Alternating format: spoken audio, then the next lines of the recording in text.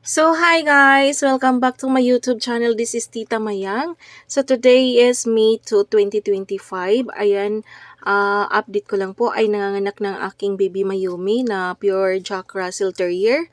So, ayan guys. So, mayroon na siyang tatlong babies. O, diba? Sobrang cute. Sobrang cute-cute ng Jack Russell na to. Sobrang cute ng mga puppies. So ito guys, yan po ay ayan, temporaring pangalan nila. Binigyan ko sila ng temporaring pangalan. Ayan. Yan po ay si B1. And this is B2. And this is B3. Kasi ito po yung bunso. O, diba? So, ayan guys. Hindi pa na nanganganak si Mayumi, may humihingi ng mga puppies, ayan.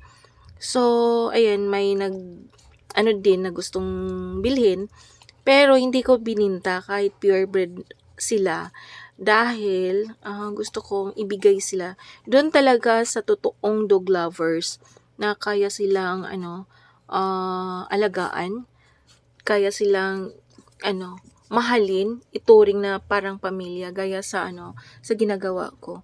As a dog lovers kasi guys, nasasaktan ako panoorin yung mga puppies or yung mga anak-anakan ko na nandun sa ibang bahay na hindi nalagaan ng mabuti, o diba? Syempre, pag maliit pa guys, pag puppy pa, sobrang cute nila, diba? Pag habang lumalaki, nangungulit yan, kulit-kulit na yan ng mga na yan, mga behavior ng mga dogs. So kaya gusto ko talaga na ibigay ang mga puppies na ito doon talaga sa mga dog lovers na kaya silang mahalin at tanggapin kung sino man or ano man sila, o diba? Aso man sila sa paningin ng iba, para sa akin ay may buhay din sila na kayang proteksyonan, alagaan, at mahalin. Sa totoong buhay guys, alam nyo ba, kung naghanap kayo ng totoong pag-ibig or totoong pagmamahal, yung nagbibigay lang naman ng totoong pagmamahal sa atin ay yun lang naman ang aso or pusa, di ba?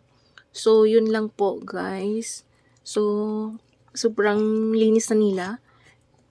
Nilipat na natin sila dito sa kanilang bed. So, ayan, gustong-gusto nila yung bed.